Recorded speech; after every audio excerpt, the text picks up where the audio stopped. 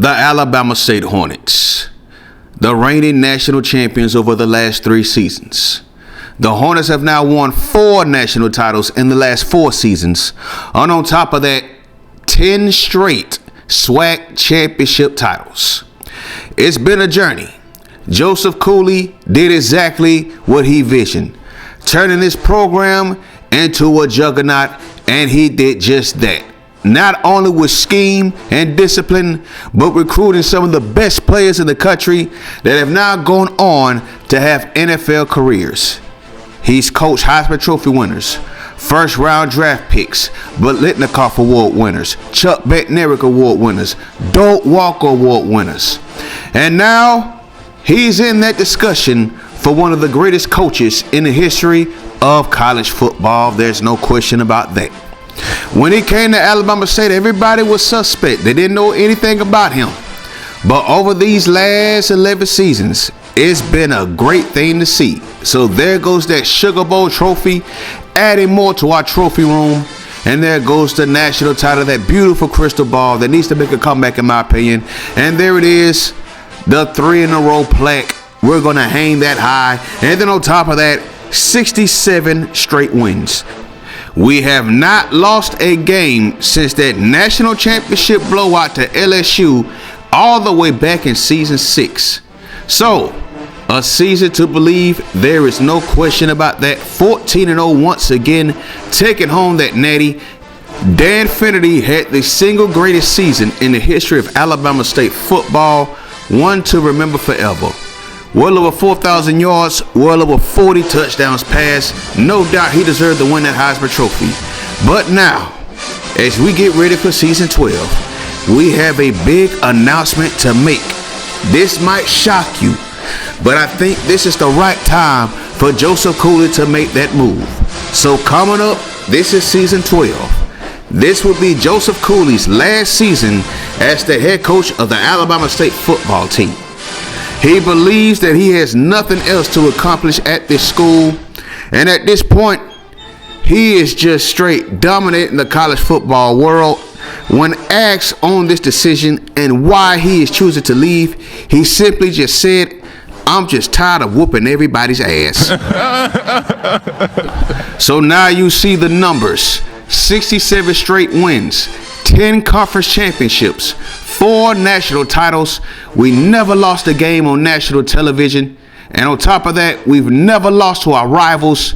Only lost 4 games versus a top 25 opponent. And then that bowl record has improved over the years. Remember, we started off this dynasty losing our first 2 bowl games. We didn't win our first bowl game until season 3. So here goes our school budget. So you see the percentages, we're going to stick with that. But we got some more announcements to make. You know, after every season, we got players that declare for the draft every year. So here goes some players right here that you might recognize. Patrick Ochocinco, the Ncaa Award winner, has declared for the NFL draft. He is foregoing his senior season. He completes his last season at Alabama State with over 1,600 yards receiving. He led the team in touchdown receptions. And on top of that, Kevin Garnett-Humphrey will be joining him. The 6'9" wide receiver out of Texas believes that he is ready to take that next step. The only thing I have with him is that he drops too many passes. But he does have raw talent as a wide receiver. His height alone is going to get him drafted. So let's see what he does in workouts. Now look at this. Stone Cold Steve Austin Mason is declaring for the draft. Why? You see Carl Mitchell going to the league. Justin Frankie Beverly Mays at 93 overall. No, we got to talk him into coming back. Kevin Miller is gone. Patrick Ochocinco. Kevin Garnett-Humphrey. Then you got Jeremy Fleming. We're going to be losing a lot of linemen. We're going to be very inexperienced at the offensive line. We got Bird gone. Parsons. TJ Reddick. Ryan Anderson, the best returner of the year this season. He made noise as a freshman. He was definitely looking to be a star. Davis is gone. Quincy Jones-Long is gone. Nate Reed is gone. We're losing both of our safeties. Buster Rhymes-Brown, 97 overall, is gone. Rashawn Pearson, one of our defensive ends. had 7 sacks this season. Chase McCrimmon is gone. Ryan Jones is gone. He stayed with us throughout the whole way, 5 seasons. Dan Finnerty as well. 99 overall, could be the first player taken in this upcoming draft. So the first thing we're going to do is talk Justin Frankie Beverly Mays into coming back for his senior season. So as you see, Kevin Miller, we can't talk him into coming back. Patrick Collier Ochocinco, no way he's coming back. Kevin Garnett Humphrey, no way he's coming back. Jeremy Fleming is gone. So let's go back to Justin Frankie Beverly Mays, and we actually have a chance right here. So let's see what he says. He says, thanks, coach, for helping me realize that Stan is my best option, and yes, it is.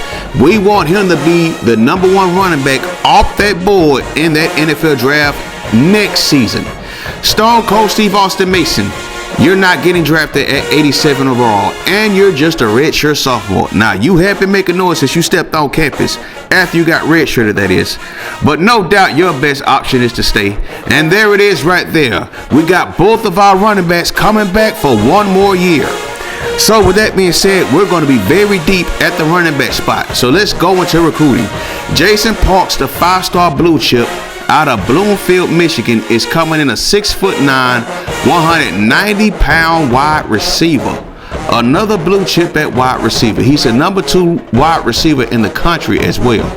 Oh yeah, a 4.46, and on top of that, an A field position and A+ hands. He better be ready to put in that work, because this season we're going to be very inexperienced at the wide receiver spot. Ruben Studdard-Smith is our best wide receiver right now.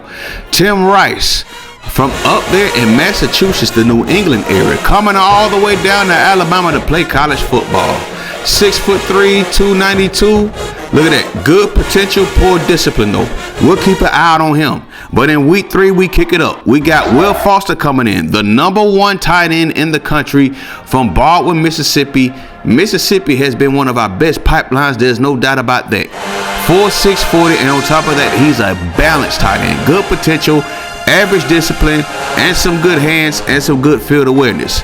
We got Bruce Clark coming in. He's from Dillon, South Carolina. 6'7", 327.